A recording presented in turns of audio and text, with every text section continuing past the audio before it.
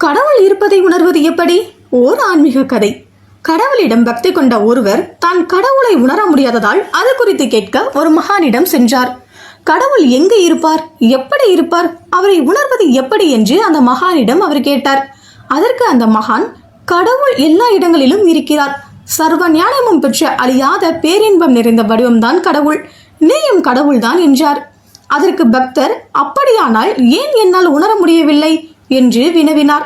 அதற்கு அந்த மகான் மிக அழகாக, உன் எண்ணங்களில் அவர் இருக்கிறார், ஆனால் உன் எண்ணம் உலகத்தில் நடக்கும் விஷயங்களில் சூழ்ந்திருப்பதால் அவரை உன்னால் உணர முடியவில்லை என்று பதிலளித்தார். இப்படி பல வழிகளில் அந்த மகான் உண்மையை புரிய வைக்க முயன்றார்.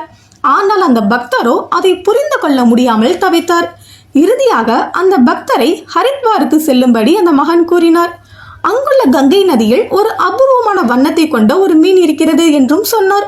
மேலும் மனிதர்கள் போலவே பேசும் குரல் அதற்கு இருப்பதால் உன் கேள்விகளுக்கு பதில் கிடைக்கும் என்றும் சொன்னார். உடனடியாக மகானின் பாதங்களில் விழுந்து ஆசீர்வாதம் பெற்று ஹரித்வாருக்கு புறப்பட்டார். அபூர்வமான மீனின் வருகைக்கு காத்து கொண்டிருந்தார். அந்த சமயம் கடவுள் எங்கே இருக்கிறார், எப்படி அவரை உணர முடியும் என்ற கேள்விகளை கேட்டுக்கொண்டே உட்கார்ந்திருந்தார். சிறிது நேரத்திற்கு பிறகு அந்த மீன் அங்கு வந்தது. எங்கிருந்து வந்திருக்கிறாய் என்று கேட்டது. அதற்கு அந்த பக்தர், மகான் ஒருவர் உன்னிடமிருந்து கடவுளை பற்றி தெரிந்து கொள்ள அனுப்பி வைத்தார் என்று கூறினார். அதற்கு அந்த மீன், எனக்கு 7 நாட்களாக ஒரே தாகம், எங்கு தண்ணீர் கிடைக்கும் என்று கேட்டது.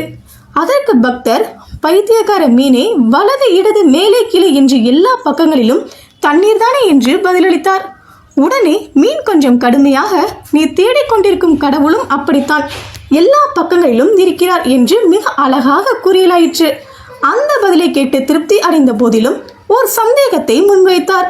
அப்படியானால் கடவுளை உணர முடியாமல் ஏன் இப்படி தவிக்கிறேன்?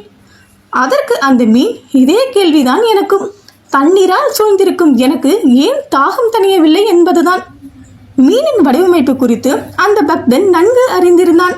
ஆகையால் மீன் எப்படி நீந்தால் அதன் வாயில் தண்ணீர் சென்று அதன் தாகம் தணியும் என்பதை அவன் மீனிற்கு எடுத்துரைத்தான். உடனே மீன், எப்படி நீந்தினால் என் தாகம் தணியும் என்று நீங்கள் கூறியது போல கடவுளை உணர நீங்கள் முயற்சி செய்தால் நீங்கள் கடவுளை உணரலாம். ஆசைகளை திசை திருப்பி கடவுளின் மேல் செலுத்த வேண்டும். உலக விஷயங்கள் மேல் இருக்கும் எண்ணங்களை கடவுள் மேல் திருப்பினால் கவலைகளுக்கு தீர்வு கிடைக்கும். பக்தரும் அப்படியே செய்து உண்மையை புரிந்து கொண்டார்.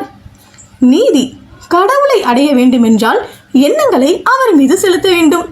எல்லா படைப்புகளிலும் அவரை உணர்ந்து வாழ வேண்டும்.